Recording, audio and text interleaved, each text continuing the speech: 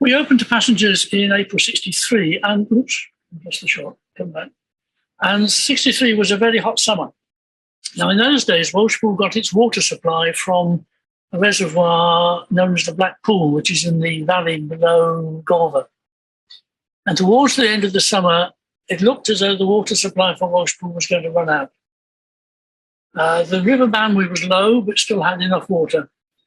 So a scheme was dreamed up to pipe water from the Banwy towards Welshpool.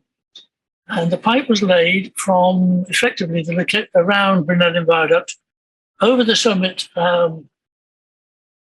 just beyond Castle, so the water could run into the stream there and then down to the pool in the way. The water board and the fire service and almost everybody else who got manpower came in on the job. We took these pipes and we laid a pipeline along the length of the railway and across the roads. Across the road, you simply had a little ramp each side and motor vehicles could traverse accordingly. And the pipes came up in these lorries. I marvel at these lorries. I can well imagine that the stuff was loaded by crane, but how are you supposed to get it off? Look, you're supposed to climb up that little ladder and I guess just heave the pipes over the top of those stanchions. Nonetheless, that's loading the train. Other interesting thing in this photograph is the ground frames, because look, there's the Welshpool 4-lever ground frame sitting there. It was a very successful operation. Those are 20-foot lengths of pipe. They were laid all the way from Brynelyn to, let's say, virtually to Sylvan. There were pumping stations intermediate. One was at Castle and one was by Hidden Bower, which in those days we called Dirty Lane. This little lot could deliver 700 gallons a minute. And within the first within the first 2 days, the level of the reservoir was raised by 24 inches. It's a very successful operation. I've never seen a photograph showing the pipes actually along the railway. And Yeomans did quite a service in simply taking these. Oops, come back. In the early days, we used to run specials for members on almost any pretext and excuse down to Welshpool. We knew, I think, that the town section couldn't last forever. And so while we had the opportunity, we would run member specials. The photographs here are a few of them. There's Countess on a short train.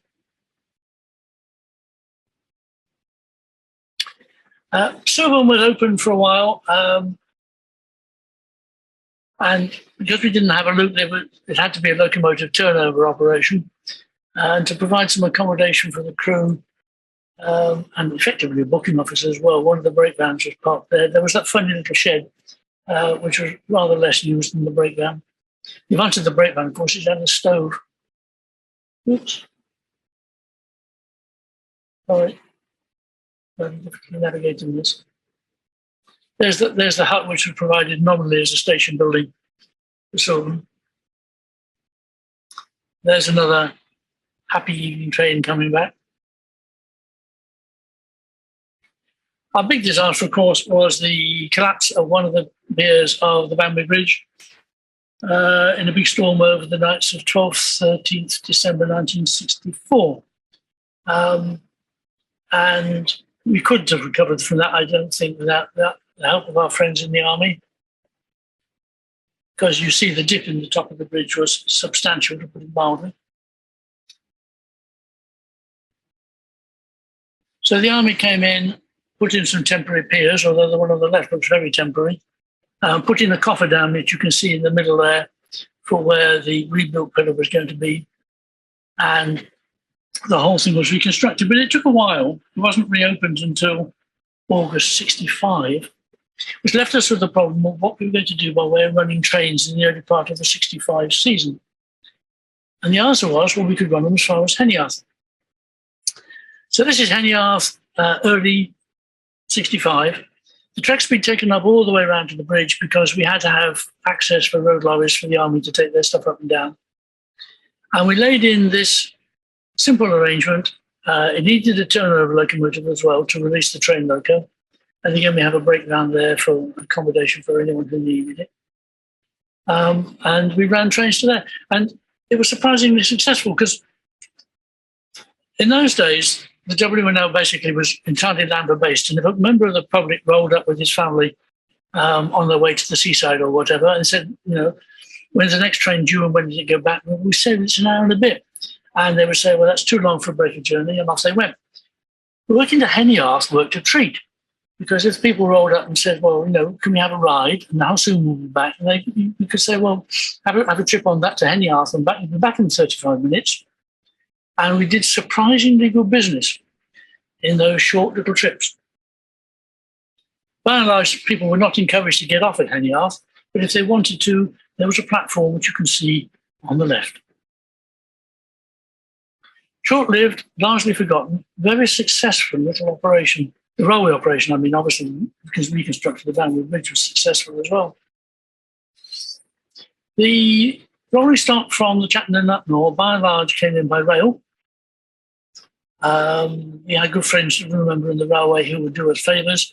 And road haulage was still, in the early 60s, not the sort of operation that we have now. So these are some of the coaches and the wagons coming in. I shan't spend too long dwelling on them. They are travelling on rec-tank wagons, the wagons that were devised in the First World War for carrying armoured fighting vehicles, these tanks.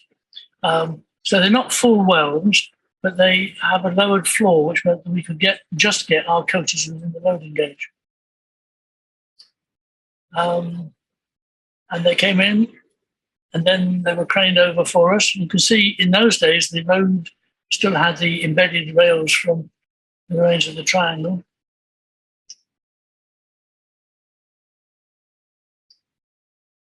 Quite a substantial train load. And again, very securely, as you see anchored. This little lot won't go to move in transit. The rec tanks have been modified, and so you notice they've got longer bearing axle boxes.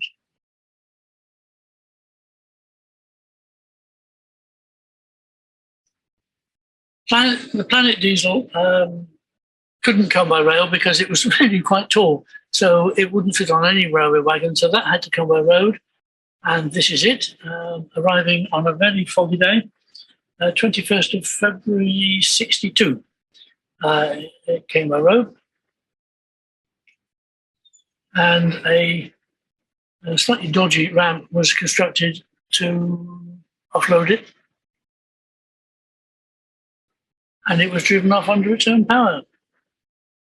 Driver on this occasion was Fred Mayman, who was very much a leading member on the board and liked to do his driving turns as well.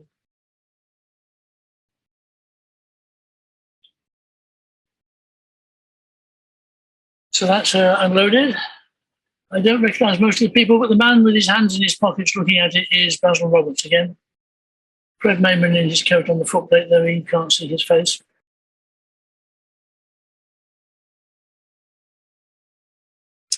And this is the last photograph. I've scampered through them a bit so that we managed to keep up for pretty much time. And I will leave this photograph on the screen for a while if anyone's got any questions for me. But I picked this one for the end because it's one of my favourite photos. So here's Planet with the combination car, some Tesseract coaches, member special, off down to the terminus at the bottom. There will be a locomotive at the other end because there's absolutely no way of running around this consist. But what is interesting about this photograph is that nothing in this photograph is still with us. The Planet diesel went off to the Festiniog. The coaches went to different places, some of them to Sittingbourne. The combo car is somewhere else. Even the traffic island isn't the same. That nice small little island where there's rather sweet little keep left signs got swept away to make the great big thing that we see at Raven Square today. So I end on that with this reflection, that much of what you've seen was in the early days before we started to build the very successful, very safe tourist operation that we run these days. the W&L pre-1963 was a very, very different environment. And we have carried on developing a superb railway since. So that's the end of the film show, folks. Happy to take any questions.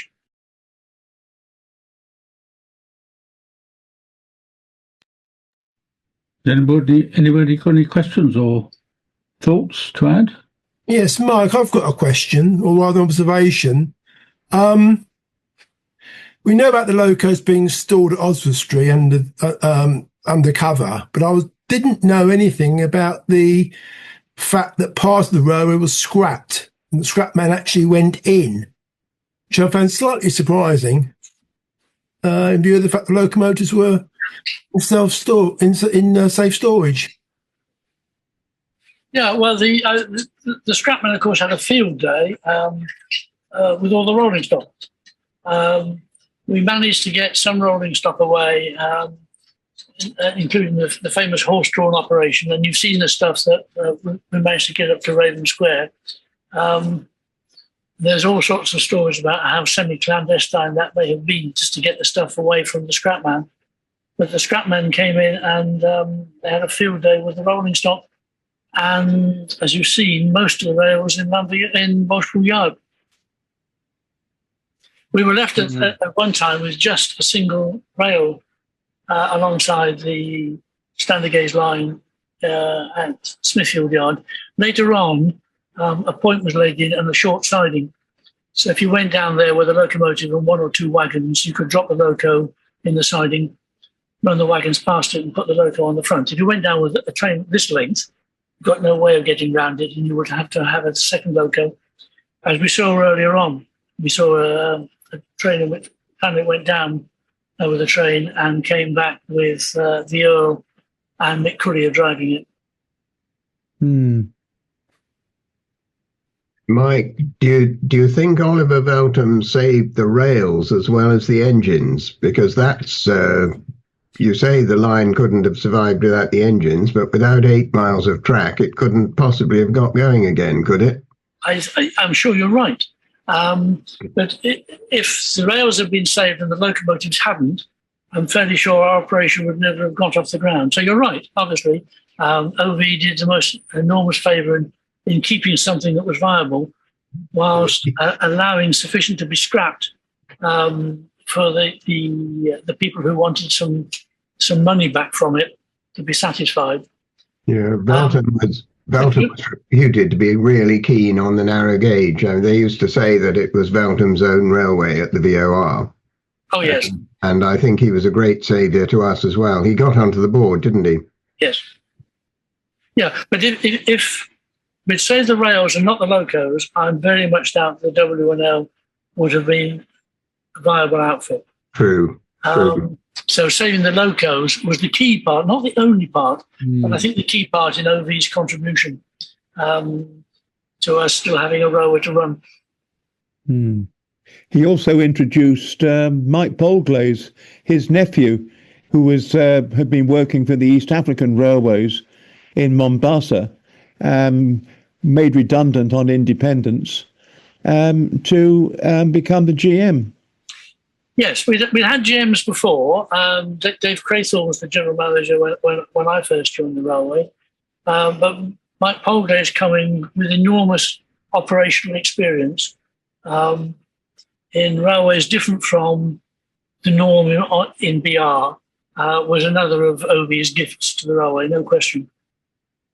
Can you remind me of the name of the gentleman, that shot the two young men, as it were, one being the projectionist on the trolley? Who was the gentleman on the other side of the fence? Do you remember? I seem to remember was he the civil engineer? Yes. His surname is Howe. I can't remember. Oh, right. I can't remember for certain. I think he was John Howe, but I didn't say. That's right. Yes. I called him JD Howe in the presentation because I couldn't be totally sure. But that was John Howe. See, John Howe and Yeomans, who took these photographs, were interesting chaps. They were of a generation who knew the old railway, had influence, had the go to get it started. But they rather faded from the scene as the next generation came on, who were going to take it over and run it. Younger men who were fit and able to do the jobs like tackling spot re-sleepering, tackle the jobs of furbishing the coaches, getting the locomotives operational and running. So Hal was very influential in terms of giving advice on how to deal with the kink landslip. But his generation, I don't want to be uncharitable, weren't able to be the hands-on that you needed in the second phase, which is moving from getting hold of it to getting it working. Yes. And Yeomans was the same. Yeomans, as I say, was quite influential in the company historian and everything else.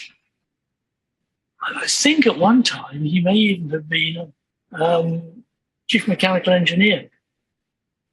But eventually a younger generation were required, the likes of Dick Gurney and so on, to make it all go. Yeah.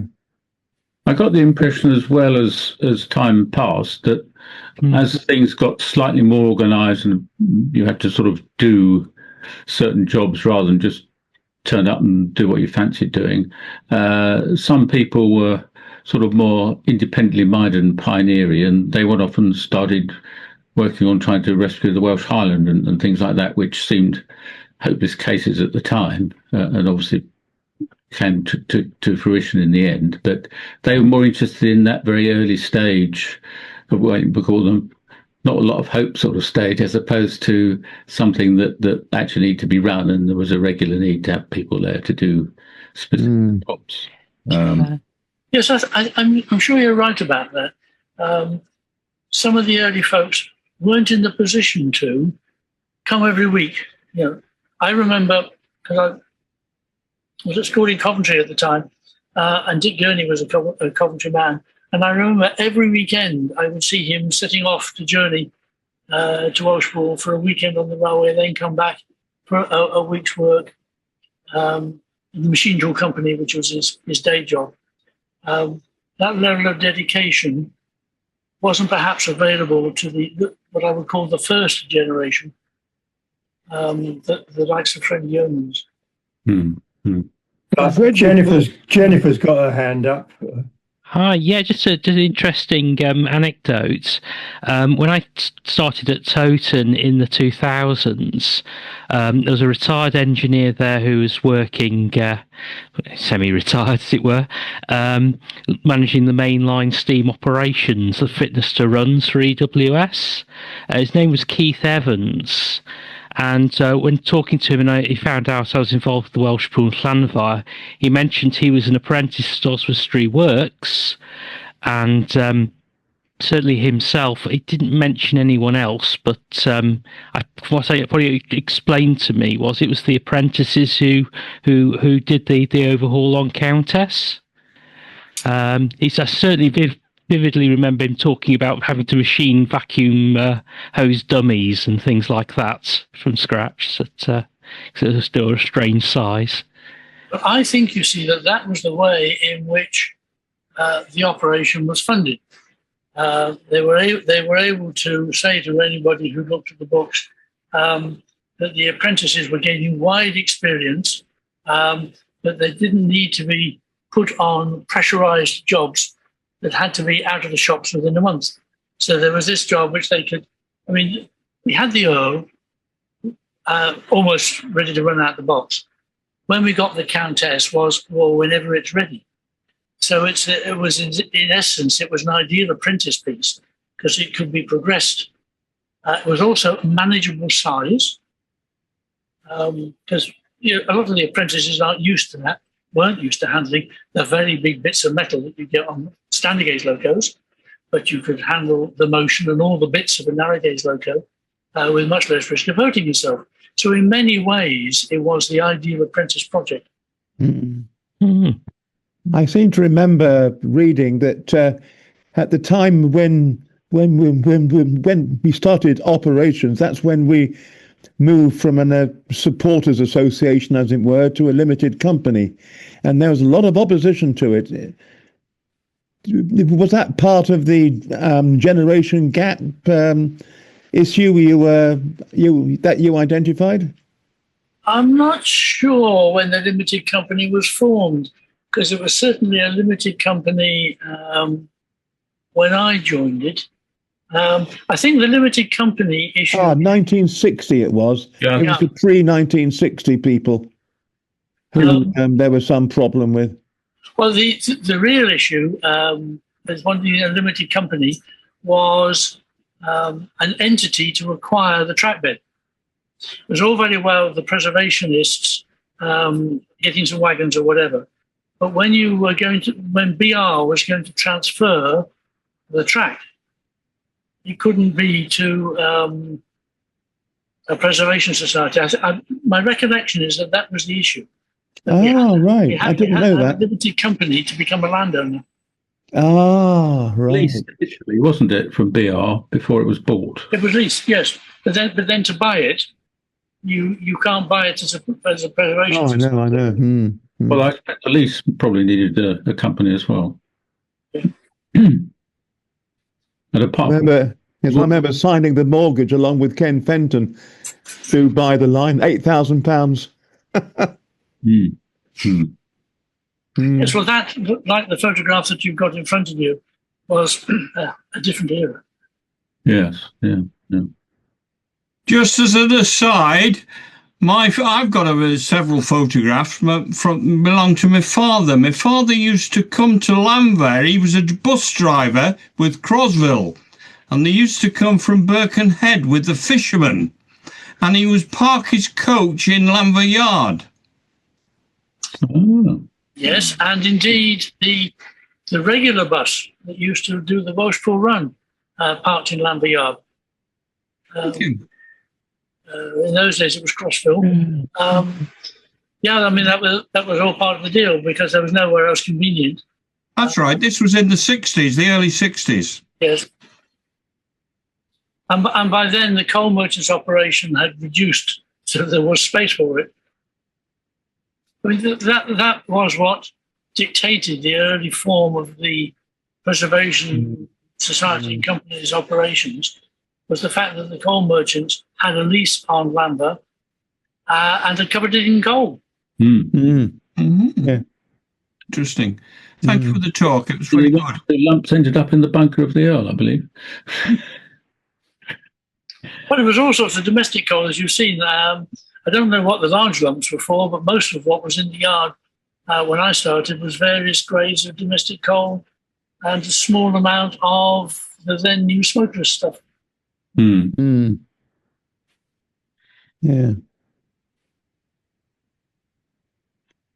What a show. Well, I think we can be grateful to Yeomans for the coverage that he did. There's all sorts of things I wished he'd done, but things like the pipe trains would otherwise just be something that a few people may remember. I mean, that was a heck of an operation to deliver 700 gallons a minute to supply Welshpool by piping it along the edge of the railway was a part of our history that not a lot of people know about, and I think we can be very proud of. Yeah. So Mike, can you just clarify where they pump the water from? It was somewhere around Brynellan. Right. Okay. Yeah. And there was a pumping station there. There was one at Dirty Lane, Hidden Bower, and there was another supplementary pumping station at Castle. Thank you. Charles has got his hand up. Yes, thanks for this talk. It was really interesting to see the very early history. 2 points. One other name you mentioned, I'm not sure which generation you'd put him in, was Mayman, who, of course, later in the 60s was instrumental in getting the connection going with the Zillertalbahn, which has benefited us to this day.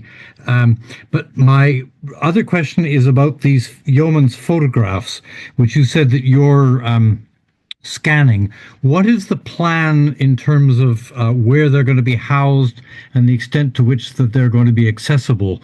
Because they look, I mean, they're of extraordinary quality, and they look to be a potentially very valuable resource for anybody wanting to talk about that period of the railway. What's the housing and access arrangement for them going to be? Do you know?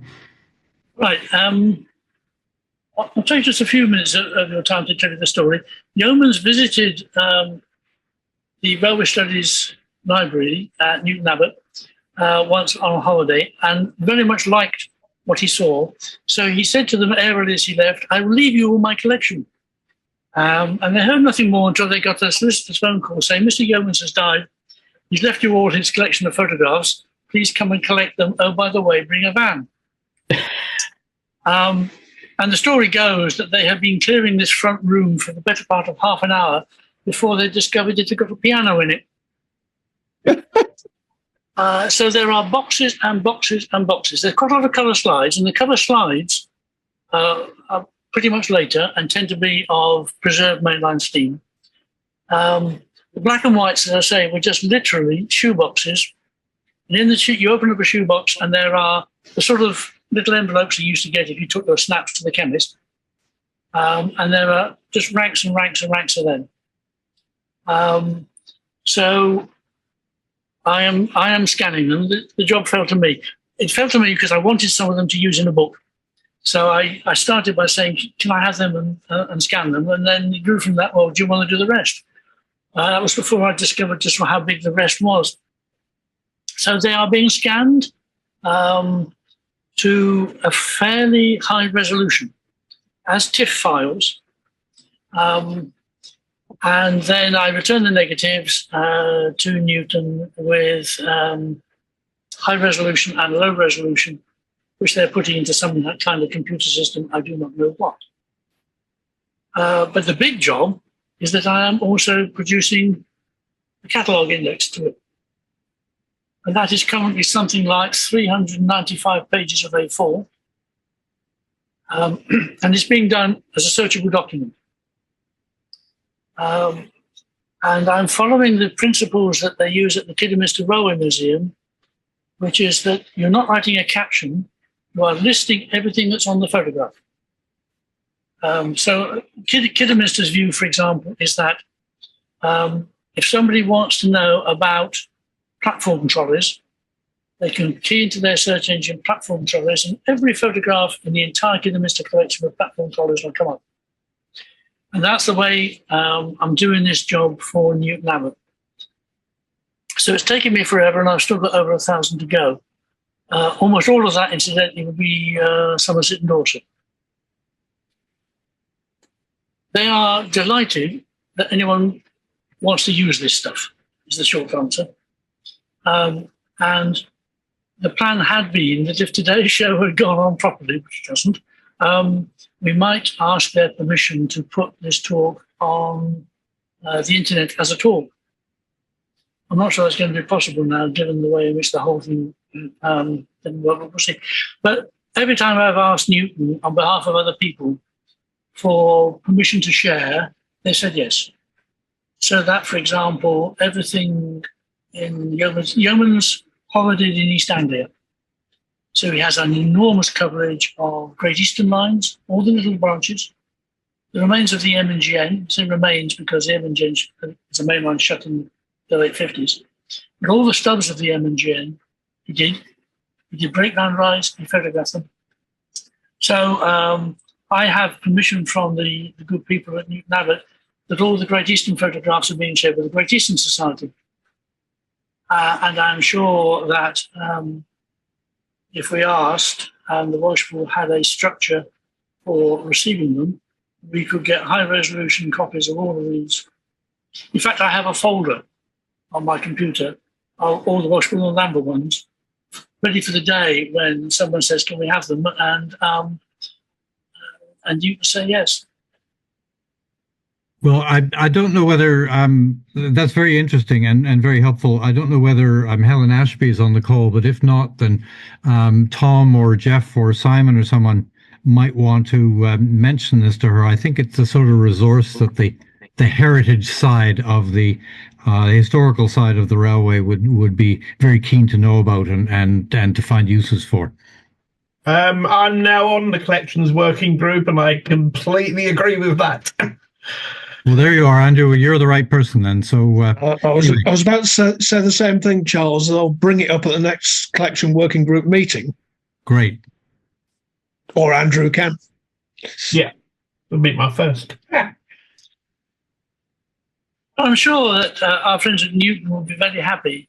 That obviously, if any are used, they will want a credit, not only to Yeomans, but also to the fact that they are the guardians of this lot. But I mean, they are part of a library. You know, they are part of a business of information sharing.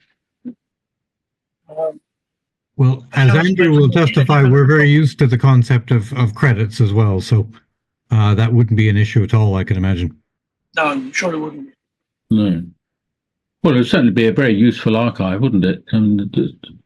I've not seen most. I mean, you see some pictures of some of these sorts of things, but most of the stuff is as you say, things that no one else took a picture of, or if they did, that it's not surfaced as something that we can see. And the joy of it is that Yeomans had some really good cameras. So I scan these things as TIFFs to a high resolution with publication in mind specifically. I then have to produce low resolution ones because otherwise you can't make them available on the website because the file size just becomes stupid. But there's good high resolution stuff available. But I've only given you 150. I can't remember how many there is of the W&LLR, but this is only a fraction of the total. Looks like there's another talk in the bag there then. After tonight's experience, I don't think you'll have me back. Well, there's still 45 people listening, so it can't be that bad. I mean, it's lovely stuff to work with. If, for example, on the Somerset and Dorset, I think I've got nearly 1,000 Somerset and Dorset ones to do because he knew in advance when places were going to shut, and he got there first.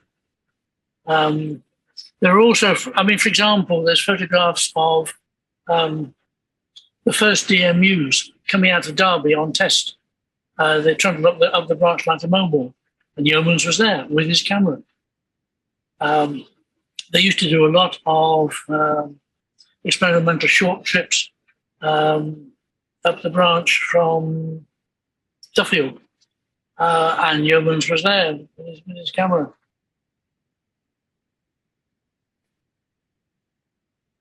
Any other questions, folks? Well, I hand back to Jeff, I think. Thank you very much. And thank you all for your attention and indeed patience with the technology. Well, thank you very much, Mike. Simon, do you want to just thank Mike? Yes, let's, if it calls upon my lot, to thank Mike for a very interesting look at the early years of the W&L.